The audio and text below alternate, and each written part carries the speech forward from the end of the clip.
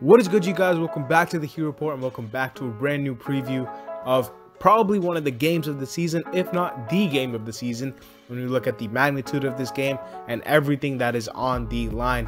Miami Heat versus Boston Celtics on ESPN, nationally televised. The whole world will be watching this game to see what happens with the seeding and everything into it. Before we even get into it, make sure you guys leave a like, subscribe, comment down below what you guys think about this game, you know, your score predictions, everything, because I won't be going crazy. You know, I'm probably gonna be dropping a video every day, so y'all don't want to miss out on any Heat content that I'm creating. So make sure you guys subscribe below. It's completely free. Make sure you guys leave a like and comment down below. Most importantly, anything about the Heat, whether it's about the Celtics game or anything that you guys want to ask me, tell me, I'm here for it. So make sure you guys leave a comment down below what you guys think about the Miami Heat right now. So let's get right into it. We'll talk about the injuries first and foremost, like we always do.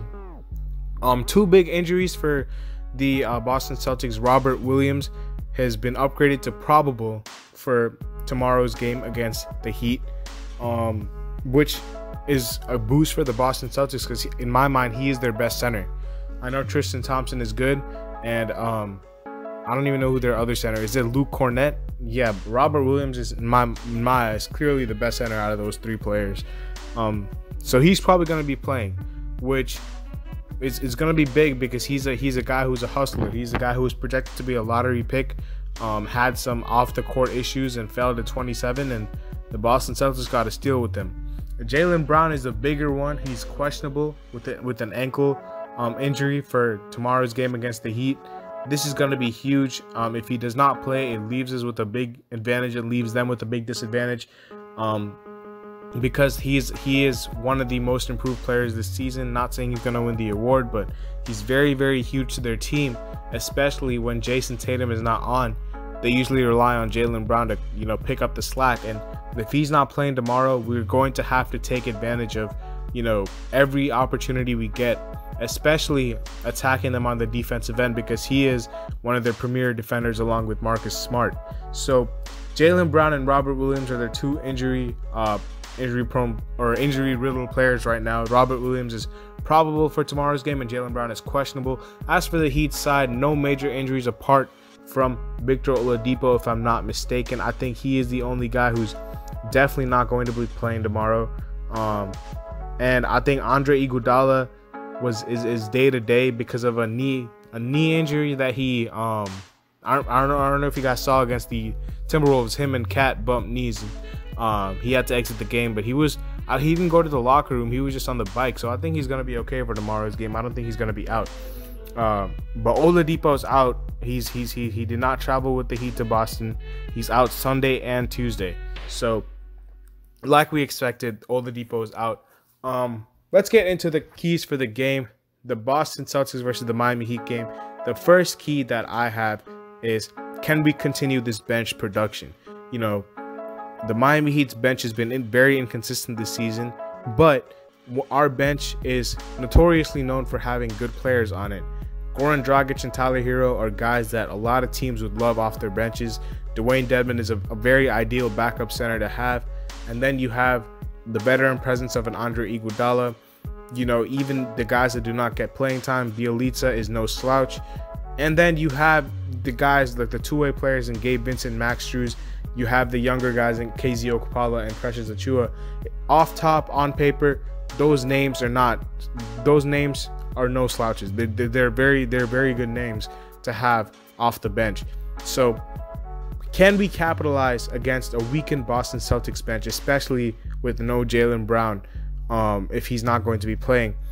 Their bench consists of guys like Evan Fournier, if he comes off the bench, if Jaylen Brown does play.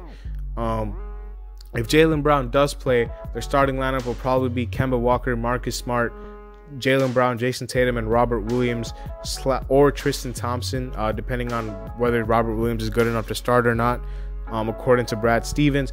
But their bench is not really that great. They have Evan Fournier, but apart from him, it's one of the centers, either Tristan Thompson or Robert Williams. Peyton Pritchard, I like him as a rookie, but he's not anything too special compared to the guys we have.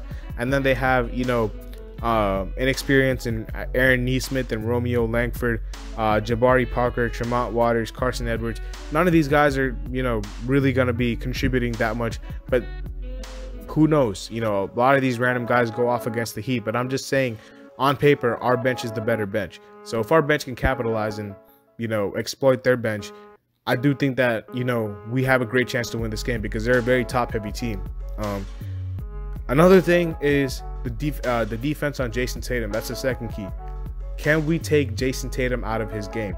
The thing about the Boston Celtics, in my mind, that is always going to hinder them from them being, a championship favorite is the fact that they do not have, a guy, a playmaker, or a guy that's going to settle the team down when need be.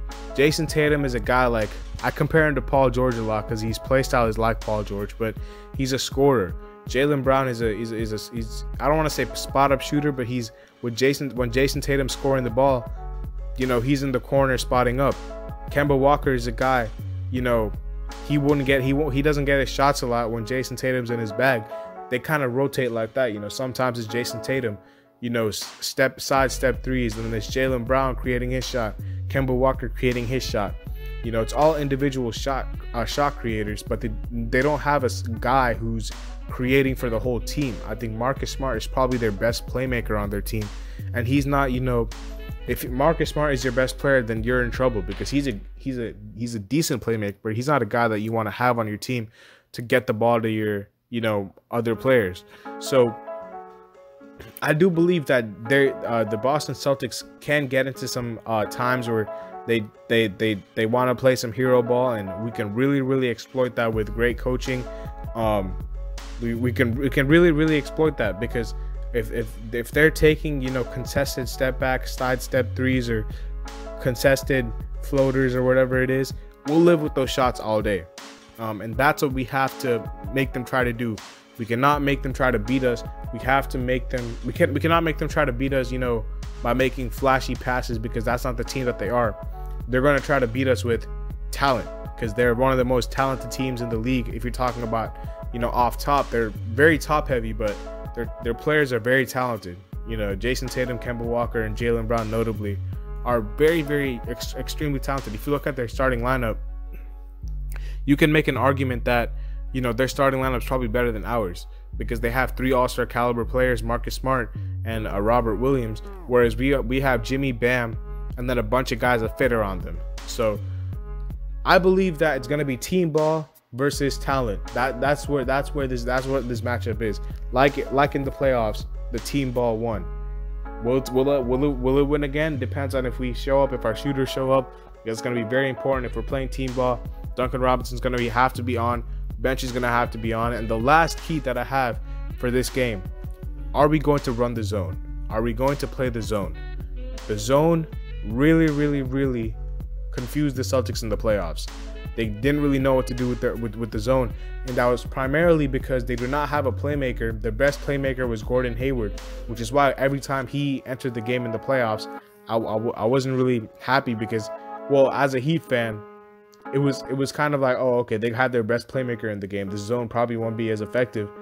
But when it was anybody else, I could trust the zone because, not saying that their players don't have IQ, they're just not playmakers. So the zone really worked, but in the first matchup against the Celtics, we did not really run the zone out. I don't think we ran the zone much whatsoever. I think there was a couple of possessions in the third quarter where we ran it, and it actually was pretty effective. But apart from that, we did not run the zone.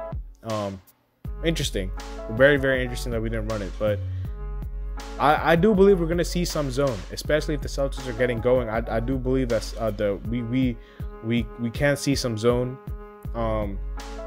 especially because they're a team that struggled against our zone in the playoffs. So we're going to have to see if we run this zone or not. I do think we should run the zone, but not that often. Like, obviously, you don't want to make it too predictable. Like, what we did against the Spurs was perfect. One time you would see a 2-2-1 full court press, and then you'd see a 2-3 zone, a 3-2 zone, 1-3-1 man coverage, switch everything, drop coverage. We literally threw out the whole thing. Eric Spoelstra did against the Spurs, and I threw them off completely because they were actually doing pretty well to be in that game. And then in that third/fourth quarter, we kind of just took it away from them because of the amount of schemes that we showed them defensively. So the zone could be a big factor in these couple games, and this preview is probably gonna serve as a preview for both these games, to be honest, unless some major injury issues happen, or unless we get blown out. I do think that the strategy should be same in both these games. Jason Tatum is gonna have to be contained, the bench is gonna have to show up, and the zone is gonna have to be broken out sometimes, because those three things, I'll be very confident if we do those three things that will win these games, because these are really, really important games when you talk about seeding. The Boston Celtics are 1 game behind us. If they win and if we lose on Sunday, then they're at 6. But if we win, it's 2-game separation that we have in them. So we only have to win one of these 2 games theoretically, because even if we lose 2, even if we lose 2, even if we lose 1 and win 1, they're still 1 game behind us. But if we win 2, it can really, really, increase the separation, especially because we play against really good teams like the Sixers and the Bucks right after that. So Boston definitely has probably the more favorable schedule coming up. They play us twice, the Cavs and the Timberwolves, whereas we play 4 really good teams in the Pistons. So ideally, you want to win both these games. But if we can win 1 at least, I'll be very happy. I'll be very, very happy, because we will still be ahead of them in the standings. And then you have to take into account the Knicks and the Hawks, because they can fall as well. The Hawks play some tough teams. So do the Knicks. So we're not that far. We're right in the mix.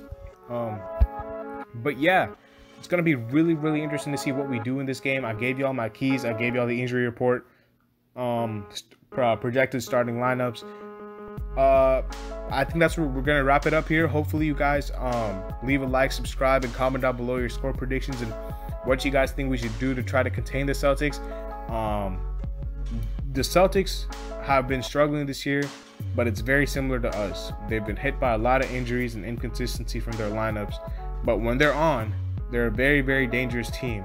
And Brad Stevens is no joke of a coach, so we're gonna have to be on our A game in order to beat these Celtics twice or even once. But I do think we'll pull at least one of these games out. I'm not sure if we're gonna beat them twice, but even if we beat them once, you want to beat them twice, because even like with the season series, they already won 1 game. If we beat them twice, even if we're tied with them, we're going to be ahead because we have the tie break. So we want to win both these games, but I'm confident we'll win 1.